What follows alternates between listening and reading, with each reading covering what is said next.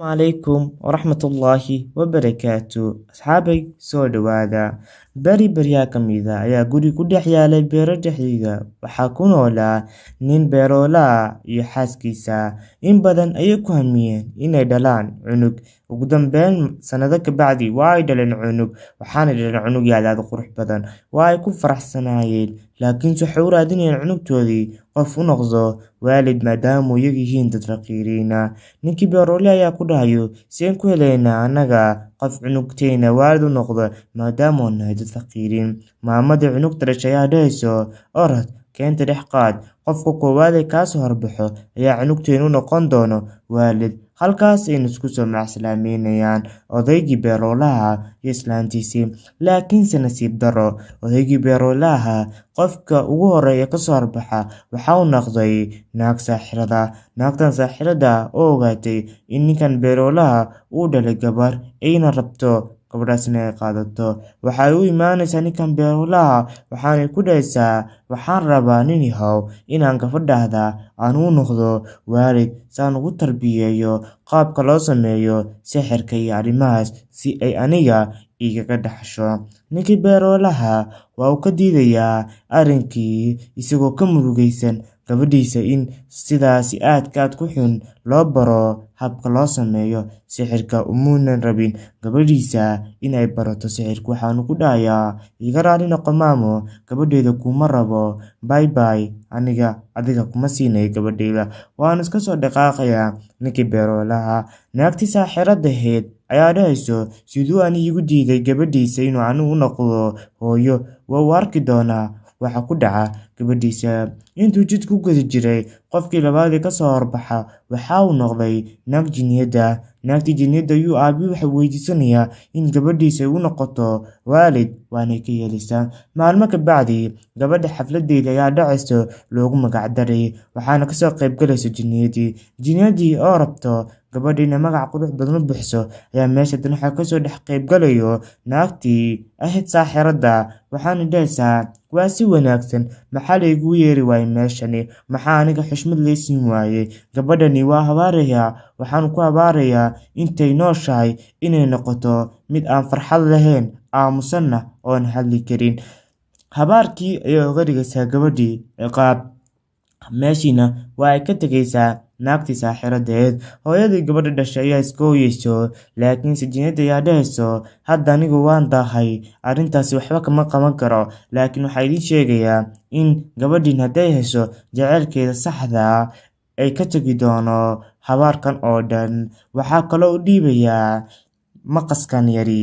iyada siiya markay weynaato waxay yeelan doontaa tin dahabiya maqaskan wuxuu goyn karaa keliya tinteeda dahabiga halkaas ayayna ka dhaqaaqaysaa naagtiisa ahayd jiniyada reerkii in badan ayay gabadhoodii korsadeen aad iyo aad ayaynu jeclaayeen gabadhii waxay noqotay gabadh aad u weyn laakiinse ma ay hadli karin oo sida dadka caadiga ah uma sheekan jirin waxay ahayd qof aamusan markasta iyadana waa ay ka xumeed aabaheed iyo hooyadeedna sidoo kale waa ay ka xumaayeen mar un way ay ku haminayeen aabaheed iyo hooyadeed in gabadhooda ay u hadlaan gabadhani ayaa bilowday in ay barato qaabka dharka loo talo waanay ku guulaysatay waxaana dhar ka toli jirtay tinteeda quruxda badan ee siisay jiniyada tintaasoo ayd nooceeda dahabi gabadhani ayaa waxay ka samaysay dhar aad u badan tinteeda dahabigaheed iyadoo markay usoo baxdaba goyn jirtay in badan markay dharkii tashay ayaa waxay u keentay dharkii ay tashay hooyadeed waxaanay ku tidhi hooy macaan dharkani waxaan tolay maalmo dhoweyd waa isku soo aruuriyey marka waxaan rabaa hadda inaad geysid suuqa saa u soo gedid hooyadii ayaa farxayso waxaana dhahaysaa dharkani munaasib kuma aha dadka caadiga maadaama yihiin dhar dahabiya marka waxaan u geenayaa boqorkii boqorada waa inaan aadaa dhankaas iyo qasriga hooyadii oo gabadheeda waxba u sheegin ayaa waxay imaanaysaa dhankaasi qasriga waqtigaas ayaa boqorkii boqorada halka wiil ay ka haysteen caruurdhan uu ka xanuunsnaa xanuunkaasoo ahaa mid aanan weligii lagu arag magaalada dhakhtar kasta oo caalamiya ama caana ayay u yeereen laakiinse waa caawin waayay codsigoodii waxaa aqbashay jinniyaddii wanaagsaneyd, waxaanay u sheegtay wiilkani hadduu xirto gabadha aamusan timaheeda dharka ay ka samaysay inuu noqon doono qof caafimaad qaba, in ay ku qasban yihiinna boqorkii boqoradda inay dharkaas ku helaan si degdeg ah. Markaasuu boqorku wax weydiinayaa, halkeen ka helaynaa hadda? Waxa ay dhahaysaa jinniyadii yareed, waxaa ka helaysaa gabadh yar oo aamusan oo tinteeda ka samaysa dhar ayaa laga heli karaa dharka uu wiilkaaga ku caafimaadayo. Isla waqtigaasi waxaa u timaaday shaqaalihii, waxaanay ku tiri, boqorkaygiiow, qof ayaa ku taagan, rabana inuu wax ku keeno. Waqtigaasi boqorku wuxuu noqonayaa mid aad u farxad badan. Waxa uu arkayaa dharkii ka samaysnaa tinta gabadha ee dahabiga ahaa, waanay farxayaan. Gabadhii hooyadii dhashay ayaa ku dhahayso, boqorkaygiiow, dharkani gabadheeda ayaa tinteeda ka samaysay, waxaan rabay inaan idin keeno oo idinka aa xiratiin. Boqoradda ayaa ku dhahayso, waa si wanaagsan, waxaad tahay qof wanaagsani, waxaad tahay nasiibkeena, wax walba aa rabto waa ku siinaynaa, marka dharkana sii, qolkaas tag, waxaa rabtina ka soo qaado. Dharkii ayay siinaysaa maamadii boqorkii boqoradda, waxaa la geynayaa qolkay ka buuxeen dahabka uu qasriga lahaa, waxaanay ka soo qaadanaysaa maal aad badan. Hadda reerkii waxa ay noqdeen qaar lacag leh, mar dambana kamay sii walwalin wax nolol maalmeedkooda ku saabsan.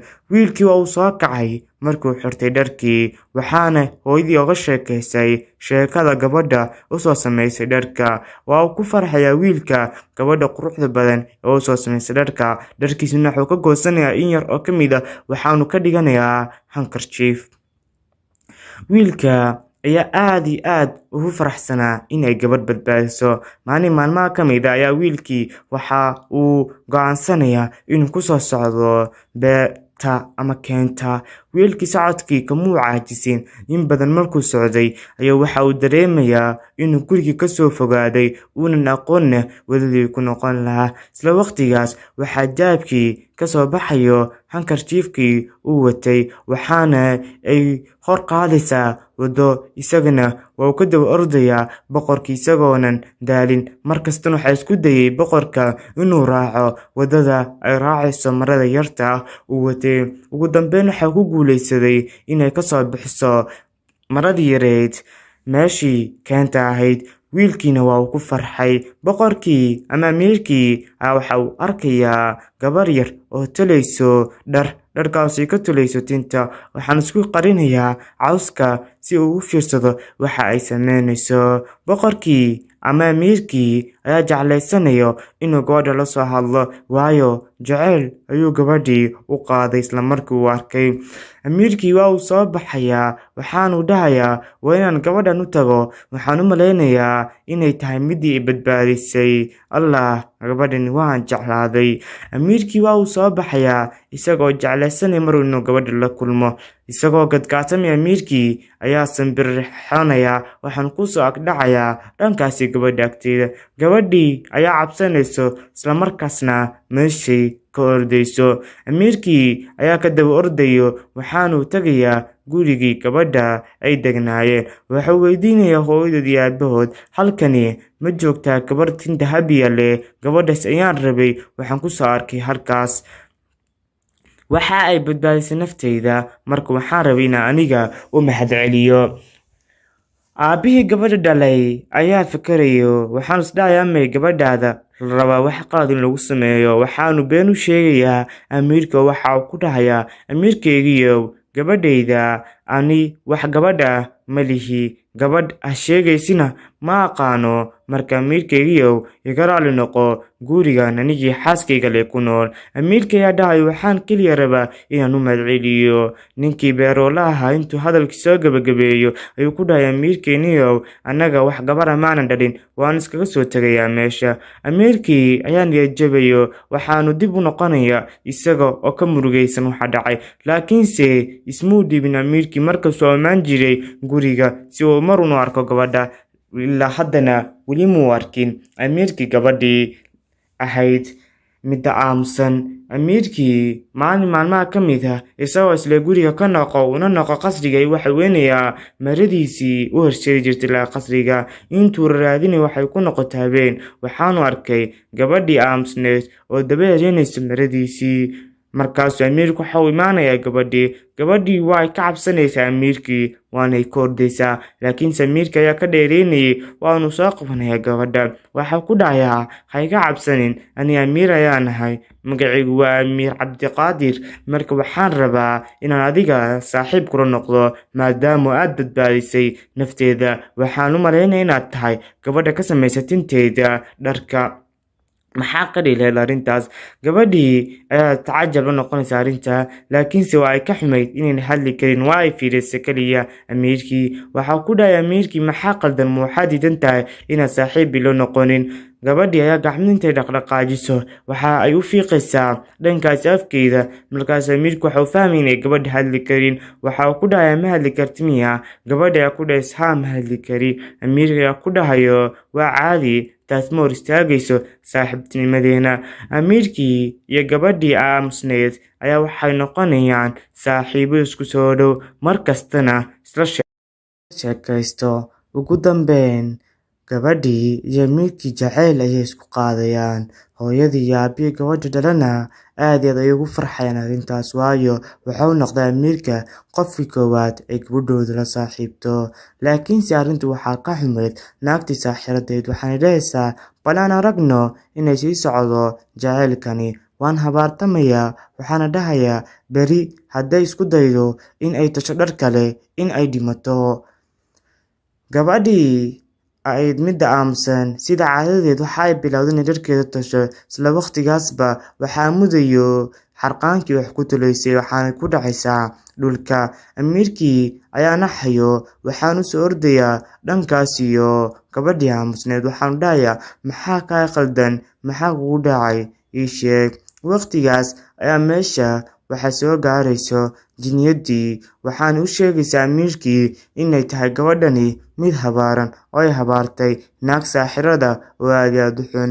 haddaad rabtid inay gabadhan soo kacdo, waxaa raba inaad farteeda ka nuugtid sunta ku jirto. haddaad ka nuugtina adiga ayay kugu dhacaysaa sunta, marka si fiican uga fikir. wiilka ayaa dhahayo, wax walbay ahaataba waanu qabanayaa gabadha aan jeclahay, waanu ka nuugayaa suntii. gabadhii aamusneed ayaa soo kacayso, amiirkiina waa uu ku dhacayaa dhulka. gabadhii ayaa ku dul ooyeysa amiirkii, waxaanay dhahaysaa, amiirkaygiiyow maxaasaan u dooratay ood u dooratay inaad aniga sunta iga nuugto? ilmadii gabadha ayaa ku dul dhacaysa amiirkii. amiirkii lama filaan waa uu soo kacayaa, waxau noqonaya mid caafimaad qabo. gabadhii ayaa ku dhahaysa amiirkii, alla ilaahayow mahadsanid, waxaan u maleeyay inaad dhimatay.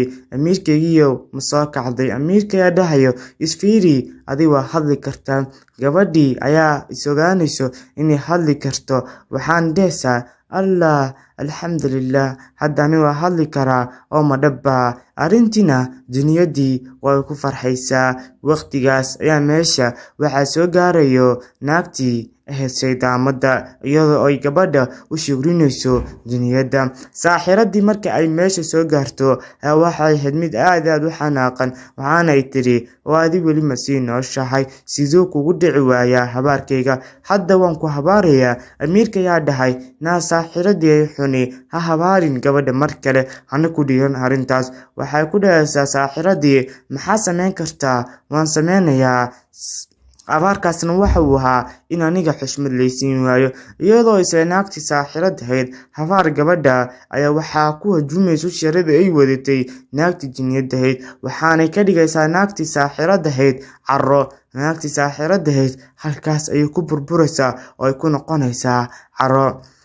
meeshaasi ayaa jinniyadii waxaa ugu shukrinayo amiirkii iyo amiiradii, waxaanay ku dhahayaan, aad iyo aad ayaa u mahadsan tahay. gabadhii iyo amiirkiina waxay u imaanayaan gabadha aabeedii hooydeed, waxaanay ka codsanayaan inay isguursadaan maadaama isjecel yihiin. Aabbihii iyo hooyadii arrinkii kama labalabayn maadaama ay tahay gabadhii aamusnayd haddana ay u hadashay amiirka darteed. Marka waxay dhaheen waa ogolnahay arooska. Halkaasina waxaa ka dhacay arooska amiirka iyo gabadhii aamusnayd. Asxaabey, maanta sheekadayna halkaas ayay ku dhammaatay. Haddaad ka hesho sheekada, leegtana sii waa noo dhiirigelin. Weli waxaad haysataa inaad subscribe noo saarto, gambaleelkana furato si sheeko kasta cusub aan soo dhigno ay kuu soo gaarto.